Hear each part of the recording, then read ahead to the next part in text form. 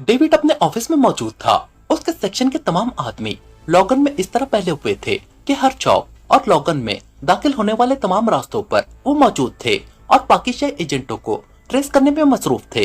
जबकि David office में बैठा उनकी तरफ से कामयाबी की कॉल का मुंतजिर था। उसे गैस्पर की कॉल का भी इंतजार था। उसे यकीन था कि इस कदर सख्त चेकिंग के बाद उन लोगों का बच निकलना मुमकिन ही नहीं है। अचानक फोन की घंटी बज उठी तो डेविड ने हाथ बढ़ाकर रिसीवर उठा लिया। यस, डेविड बोल रहा हूँ, डेविड ने कहा। गैस्पर बोल रहा हूँ डेविड। दूसरी तरफ से गैस्पर की आवाज सुनाई दी, जो चेकिंग नेटवर्क का चीफ था। ओ, क्या ट्रेसिंग हो गई है? डेविड ने उम्मीद भरे लहजे में कहा। अभी नहीं, मैंने ये पूछने के लिए कॉल की थी कि ग्रुप की तादाद कितनी है और अगर उनमें से किसी की असल तस्वीर मिल जाए तो बेहतर है। गैस्पर ने कहा। नहीं, ना ही हमारे पास तस्वीर है और ना ही तादाद का इल्म है। अलबत्ता यह सर्विस आमतौर पर 4 मर्दों और एक औरत या 2 औरतों पर मुश्तमिल होती है, जिनमें से एक औरत सुइज नजात है। डेविड ने कहा। असल में मसला ये है कि यहाँ एशियाई बहुत बड़ी तादाद में आते रहते हैं, तालीम के लिए, जॉब के लिए या सियाहत के लिए, इसलिए सिर्फ एशियाई होने से कुछ पता नहीं चल सकता। गैस्पर ने कहा। मशकूक तो वो होगा जो असल चेहरे को मेकअप से छुपाए हुए होगा, वरना तो सैकड़ों हजारों एशियाई ग्रेट लैंड आते जाते रहते हैं। डेविड ने जवाब देते हुए कहा। ओके, मुझे यकीन है कि हम आखिरकार उन्हें ट्रेस करने में कामयाब रहेंगे। गुड बाय, गैस्पर ने कहा और उसके साथ ही राब्ता खत्म हो गया। तो डेविड ने भी रिसीवर रख दिया। वो बैठा यही सोच रहा था कि क्या तरीका होना चाहिए जिससे उन्हें आसानी से ट्रेस किया जा सके, लेकिन मुसलसल सोचने के बावजूद अभी तक कोई तरीका उसकी समझ में नहीं आया था कि यकलक एक ख्याल आने पर वो चौंक पड़ा। उसने मेज की दराज खोली और उसमें मौजूद एक डायरी निकालकर उसे खोला और उसकी वर्क गर्दानी शुरू कर दी। थोड़ी देर बाद उसने डायरी वापस मेज की दराज में रखी और दराज बंद करके उसने फोन का रिसीवर उठाया और उसे डायरेक्ट करके उसके बटन प्रेस करने शुरू कर दिए। Inquiry please. राब्ता होते ही एक निस्वानी आवाज सुनाई थी। यहाँ से पाकिस्तान और उसके दारुल हुकूमत दोनों के राब्ता नंबर बताएं। डेविड ने कहा तो चंद लम्हों की खामोशी के बाद इंक्वायरी ऑपरेटर ने दोनों नंबर बता दिए। तो डेविड ने हाथ बढ़ाकर क्रेडल दबाया और टोन आने पर उसने तेजी से नंबर प्रेस करने शुरू कर दिए। यस, सार्जर बोल रहा हूँ। राब्ता होते ही भारी सी मर्दाना आवाज सुनाई दी। डेविड बोल रहा हूँ। डेविड, ब्लैक ग्रेटलैंड से। डेविड ने कहा। ओ डेविड, तुमने फोन किया है, कोई खास बात है क्या? सार्जर ने बेतकल्लुफाना लहजे में कहा। तुम्हें मालूम तो है कि एजेंसी के कामों में आदमी को किस कदर मसरूफ रहना पड़ता है। डेविड ने कहा। हाँ, तुम्हारी बात दुरुस्त है। इसका मतलब है तुम्हें मुझसे कोई काम पड़ गया है। बताओ, मैं हाजिर हूँ। सार्जर ने कहा। तुम खुद एक मुल्क की एजेंसी से वाबस्ता हो, इसलिए मुझे यकीन है कि तुम आम एजेंटों से कहीं ज्यादा फाल होगे। क्या तुम पाकिस्तान सीक्रेट सर्विस के बारे में कुछ जानते हो, खास तौर पर इमरान के बारे में? डेविड ने कहा। इमरान के बारे में यहाँ कौन नहीं जानता, वो शैतान से भी ज्यादा मकबूल है। लेकिन ये सुन लो कि इमरान ना मेरे बस में आ सकता है और ना तुम्हारे। सार्जर ने तेज लहजे में बात करते हुए कहा। मैंने उसके खिलाफ काम करने की कब बात की है? मैं तो सिर्फ उसके बारे में इत्तला चाहता हूँ। डेविड ने मुंह बनाते हुए कहा। कैसी इत्तला? सार्जर ने चौंक कर पूछा। हमें इत्तला मिली है कि इमरान अपने साथियों समेत हमारे खिलाफ किसी मिशन के सिलसिले में काम करने आ रहा है। हम चाहते हैं कि जब ये लोग पाकिस्तान से रवाना हो तो हमें पेज की इत्तला मिल जाए। तुम्हारे आदमी आसानी से ये काम कर सकते हैं। मुआवजा तुम्हारी मर्जी का दूंगा। डेविड ने कहा। तुम्हारा मतलब है कि एयरपोर्ट पर 24 घंटे चेकिंग की जाए कि इमरान अपने साथियों समेत कब यहाँ से रवाना होता है? सार्जर ने कहा। हाँ, तुम ठीक समझे हो। डेविड ने कहा। ये काम तो किया जा सकता है, लेकिन इसके लिए $1 लाख देने होंगे, क्योंकि 24 घंटे का काम है। 4-5 अफराद काम करेंगे। सार्जर ने कहा। ओके, मुझे मंजूर है। तुम अपना अकाउंट नंबर और बैंक के बारे में बता दो। डेविड ने कहा। तो सार्जर ने अकाउंट की तफसीलात बता दी, जो डेविड ने कागज पर नोट कर ली। पहले हम उसके फ्लैट से मालूम करेंगे कि क्या वो अभी तक मौजूद है या पहले ही जा चुका है। सार्जर ने कहा। ओके, मैं तुम्हारी कॉल का मुंतजिर रहूंगा। डेविड ने कहा और फिर गुड बाय कहकर उसने रिसीवर रख दिया। लेकिन दूसरे लम्हे एक ख्याल के आते ही वो एक बार फिर चौंक पड़ा, क्योंकि इमरान मिशन पर आ रहा था, इसलिए उसने और उसके साथियों ने लाजमन मेकअप किया हुआ होगा और मेकअप में सार्जर के आदमी उन्हें कैसे पहचानेंगे। ये ख्याल आते ही वो एक बार फिर बेचैन हो गया और उसने एक बार फिर फोन का रिसीवर उठाकर नंबर प्रेस करने शुरू कर दिए। यस, सार्जर बोल रहा हूँ। राब्ता होते ही दूसरी तरफ से सार्जर की आवाज सुनाई थी। मैं डेविड बोल रहा हूँ सार्जर। मैंने इसलिए दोबारा फोन किया है कि अगर इमरान और उसके साथी मेकअप में हुए तो तुम्हारे आदमी कैसे उन्हें पहचानेंगे? डेविड ने कहा, इसकी फिक्र मत करो। इमरान चाहे लाख मेकअप में हो, वो अपनी मजाहिया हरकतों और बातों से साफ पहचाना चाहता है। मेरे आदमी उसे अच्छी तरह जानते हैं, इसलिए वो उसे पहचान लेंगे। अलबत्ता हमने सिर्फ तुम्हें इत्तला देनी है, क्योंकि अगर इमरान को शक पड़ गया तो फिर हमारा पूरा नेटवर्क खत्म किया जा सकता है। सार्जर ने कहा। तो डेविड ने बेख्तियार इत्मीनान भरा तवील सांस लिया। ओके, अब मैं मुतमईन हूँ, डेविड ने कहा। मेरे आदमी उसके रिहायशी फ्लैट की निगरानी करते रहेंगे, तुम फिक्र मत करो, तुम्हारा काम बहुत जल्दी हो जाएगा, सार्जर ने कहा। तो डेविड ने उसका शुक्रिया अदा किया और फोन का रिसीवर रखकर उसने इंटरकॉम का रिसीवर उठाया और एक नंबर प्रेस कर दिया। Yes boss. दूसरी तरफ से एक मर्दाना आवाज सुनाई दी। ये उसका ऑफिस सुपरिंटेंडेंट था, उसका नाम टोनी था। डेविड ने उसे सार्जर के बैंक अकाउंट और बैंक के बारे में तफसील बताकर उसे $1,00,000 भिजवाने का कहकर रिसीवर रख दिया। इमरान अपने साथियों समेत पाकिस्तान के एयरपोर्ट पर मौजूद था। इमरान के साथ जूलिया और सालिया के साथ सफदर, कैप्टन शकील और तनवीर भी थे। वो सब इस वक्त एयरपोर्ट पर बने हुए कैफे के हॉल में मौजूद थे। फ्लाइट की रवानगी में अभी 1 घंटा बाकी था, इसलिए वो सब कैफे में बैठे कॉफी पीने में मसरूफ थे और इमरान अपनी आदत के मुताबिक गुफ्तगू की फुलझड़ियां छोड़ने में मसरूफ था कि सफदर ने अचानक इमरान के करीब मुंह ले जाते हुए उसे बताया कि उनकी निगरानी हो रही है। तो इमरान चौंक पड़ा। हम तो मेकअप में हैं और मेकअप भी ऐसा कि जदीद से जदीद कैमरा उसे चेक नहीं कर सकता, फिर हमारी निगरानी कैसे हो सकती है? इमरान ने आहिस्ता से जवाब देते हुए कहा, ये 2 आदमी हैं, जब से हम आए हैं ये हमारे आगे पीछे नजर आ रहे हैं। इनकी कोशिश थी कि हमारी बातें सुने और फिर एक आदमी ने हॉल में मौजूद फोन बूथ से कॉल की और उसके बाद वो अब इत्मीनान से एक जगह खड़े हैं। सफदर ने तफसील बताते हुए कहा। तो सफदर की बात सुनकर सब चौंक कर उसे देखने लगे। कहाँ है वो? मैं अभी उन्हें मजा चखाता हूँ, तनवीर ने इश्तियाल आमेज लहजे में कहा। कोई हरकत करने की जरूरत नहीं है, अगर उन्हें हम पर सिर्फ शुबा होगा तो फिर वो कंफर्म हो जाएंगे, इमरान ने आहिस्ता से कहा। तो तनवीर ने बेख्तियार होंठ बीच लिए। फिर थोड़ी देर बाद फ्लाइट की रवानगी का ऐलान होने लगा तो इमरान और उसके साथी उठ खड़े हुए। सफदर ने काउंटर पर जाकर पेमेंट की और कैफे से निकलकर वो उस तरफ को बढ़ने लगे जिधर से वो जहाज तक पहुंच सकते थे। थोड़ी देर बाद वो जहाज के अंदर सीटों पर बैठे हुए थे। इमरान के साथ सफदर था, जबकि उनसे उगबी सीट पर कैप्टन शकील के साथ तनवीर बैठा हुआ था और सीटों की दूसरी कतार में जूलिया और सालिया इकट्ठी बैठी हुई थी। जूलिया ने भी यूरोपीय मेकअप कर रखा था। इमरान सीट की पुश से सर टिकाए, आंखें बंद किए इस तरह बैठा हुआ था जैसे उनकी जिंदगी की आखिरी तमन्ना जहाज में बैठना थी। सफदर एक रिसाला पढ़ने में मसरूफ हो गया, जबकि कैप्टन शकील और तनवीर आपस में बातें कर रहे थे।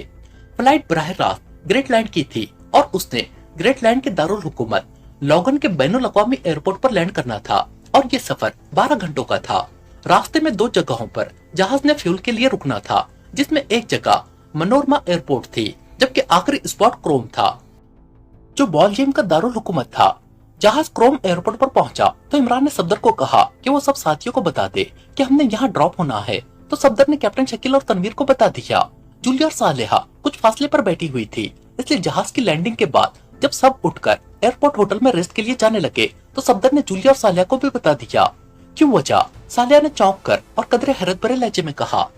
वजह निगरानी ही हो सकती है, सफदर ने आहिस्ता से कहा और फिर थोड़ी देर बाद वो एयरपोर्ट से बाहर आ चुके थे। इमरान ने 2 टैक्सियां हायर की और उन्हें होटल अल्फ्रेड के लिए कहा और थोड़ी देर बाद वो सब एक आलीशान होटल पहुंच चुके थे।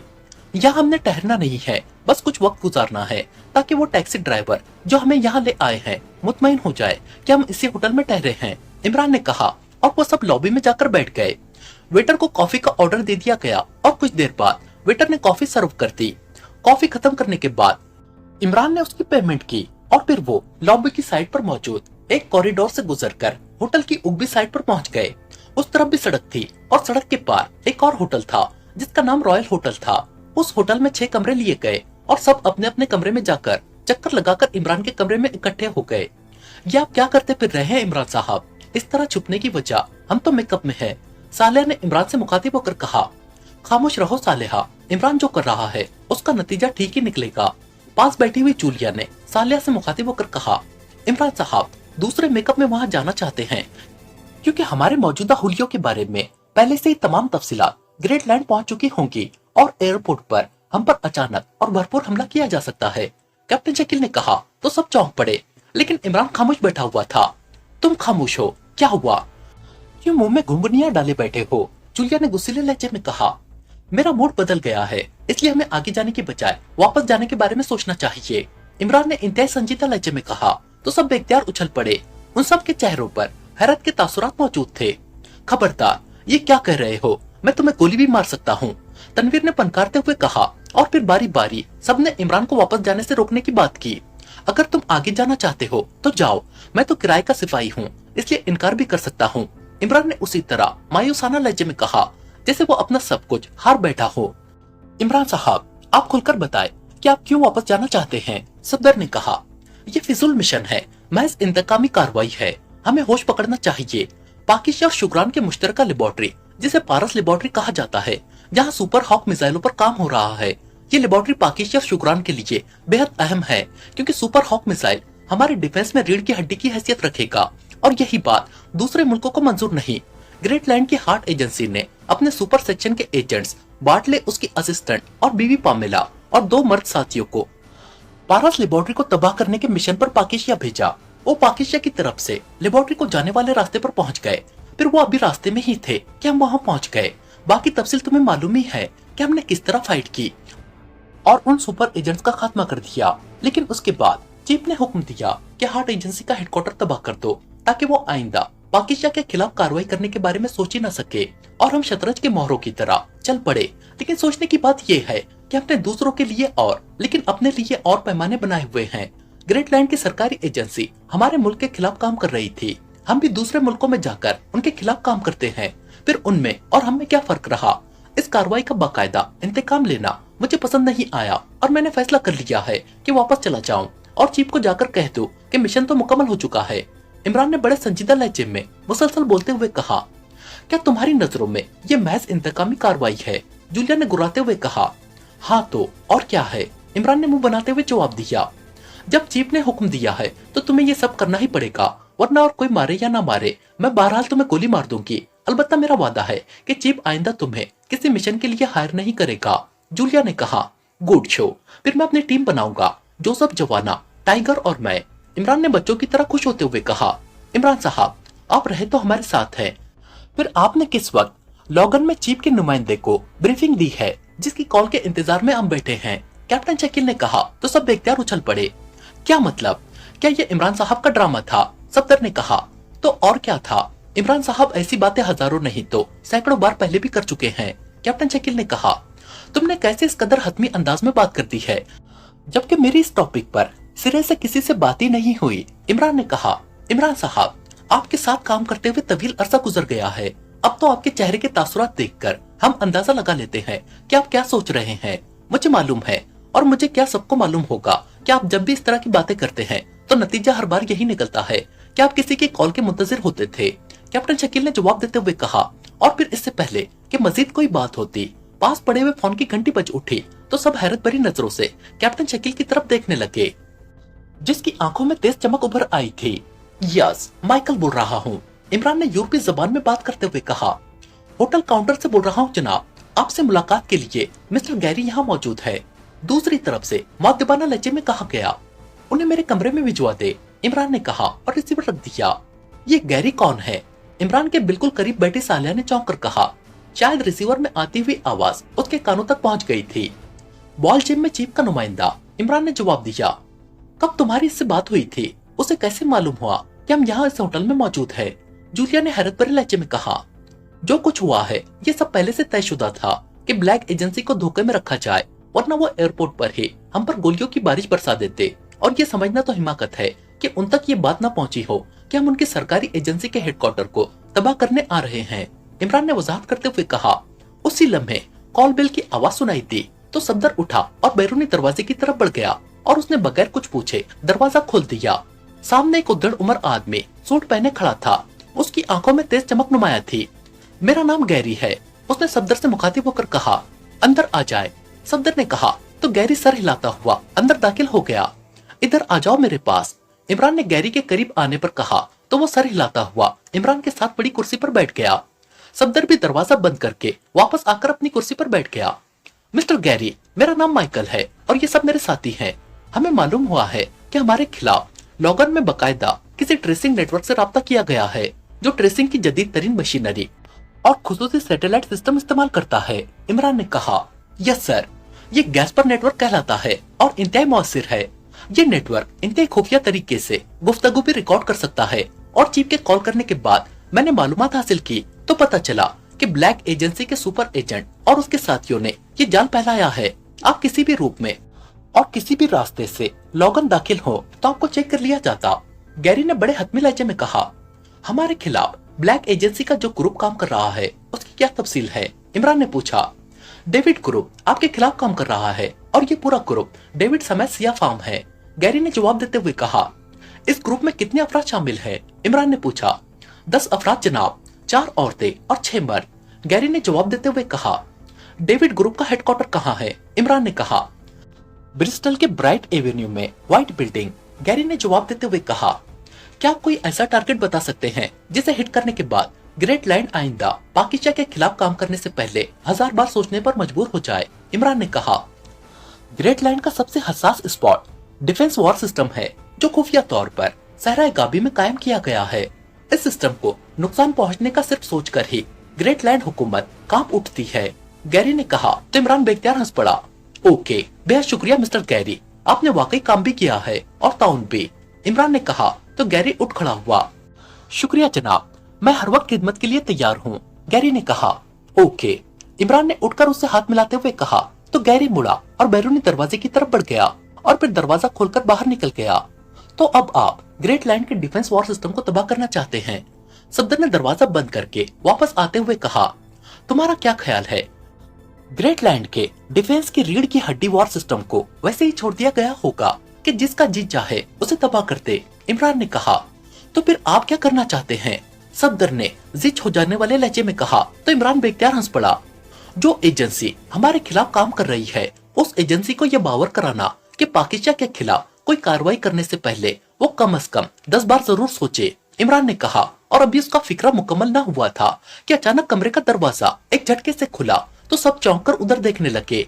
दूसरे लम्हे चटक चटक की आवाजें उभरी तो इमरान ने लाशऊरी तौर पर सांस लिया, लेकिन ऐसा सिर्फ चंद लम्हों के लिए हुआ। फिर उसका जहन यकलक तारीकी में डूबता चला गया। डेविड अपने ऑफिस में बैठा मुसलसल शराब पीने में मसरूफ था। वो मेज पर मौजूद शराब की बड़ी बोतल उठाता हुआ और उसे किसी गिलास में डालने की बजाय बराह रास्त मुंह से लगाकर लंबे लंबे 2 घूंट लेता और उसे वापस मेज पर रख देता था। लेकिन उसके चेहरे पर ऐसा कोई तासुर मौजूद न था कि उसने ज्यादा शराब पी ली हो। वो उसी तरह शराब पीने का आदी था और इस वक्त उसे चूंकि इंतहाई अहम फोन कॉल का इंतजार था इसलिए वो मुसलसल शराब पीने में मसरूफ था कि अचानक फोन की घंटी बज उठी तो डेविड ने तेजी से हाथ बढ़ाकर रिसीवर उठा लिया। यस, डेविड ने चीखते हुए लहजे में कहा। एयरपोर्ट से जेरी बोल रहा हूँ बॉस। दूसरी तरफ से एक मर्दाना आवाज सुनाई थी। जेरी उसका नायब था। क्या हुआ? काम हो गया? डेविड ने तेज लहजे में कहा। नहीं बॉस, हमारे मतलूबा अफराद बॉल जिम के दारुल हुकूमत क्रोम में ही ड्रॉप हो गए हैं, लॉगन पहुंचे ही नहीं। दूसरी तरफ से कहा गया तो चंद लम्हों तक डेविड इस तरह साकित बैठा रहा जैसे वो मुजस्समे में तब्दील हो गया हो। ड्रॉप हो गए हैं? क्या मतलब? यकलक डेविड ने जर्जरी से लेते हुए कहा। बॉस, पाकिस्तान से जो फ्लाइट लॉगन आई है जिसमें हमारे मतलूबा अफराद आ रहे थे, ये फ्लाइट रास्ते में 2 जगह फ्यूल लेने के लिए रुकती है। आखिरी स्टॉप क्रोम था। फ्लाइट जैसे ही क्रोम में फ्यूल लेने के लिए लैंड हुई हमारे मतलूबा अफराद वहीं ड्रॉप हो गए। क्योंकि ऐसा होता रहता है इसलिए किसी ने उनके ड्रॉप होने पर एतराज न किया। जेरी ने कहा। ओ, इसका मतलब है कि उन्हें पहले से इत्तला मिल गई थी। Very bad. क्या तुम क्रोम में उनका सुराग लगा सकते हो? डेविड ने कहा। क्रोम में कॉल्सर का ट्रेसिंग ग्रुप है और किलिंग ग्रुप रोजडेम का है। ये दोनों बआसानी ये काम कर सकते हैं बॉस, जेरी ने जवाब देते हुए कहा। ओके ठीक है, डेविड ने कहा और फिर क्रेडल दबाकर उसने टोन आने पर एक नंबर प्रेस कर दिया। Yes chief. दूसरी तरफ से उसकी फोन सेक्रेटरी की मुअद्दिबाना आवाज सुनाई थी। बॉल जिम के दारुल हुकूमत क्रोम में कॉल्सर नामी ट्रेसिंग ग्रुप है, उसके चीफ कॉल्सर से मेरी बात कराओ, डेविड ने कहा। Okay chief. दूसरी तरफ से कहा गया तो डेविड ने रिसीवर रख दिया। फिर कुछ देर बाद फोन की घंटी बज उठी तो उसने रिसीवर उठा लिया। यस, डेविड ने अपने मखसूस अंदाज में कहा। जनाब कॉल्सर से बात कीजिए। दूसरी तरफ से कहा गया। हेलो कॉल्सर, मैं डेविड बोल रहा हूँ, डेविड ने कहा। बड़े तवील अरसे बाद आपसे बात हो रही है मिस्टर डेविड। हुक्म, कॉल्सर ने जवाब देते हुए कहा। एक अहम काम पड़ गया है क्रोम में और क्रोम में जब भी काम पड़ता है तो कॉल्सर ही याद आता है, डेविड ने मुस्कुराते हुए कहा। शुक्रिया, फरमाइए क्या करना है? कॉल्सर ने भी मुस्कुराते हुए लहजे में जवाब देते हुए कहा।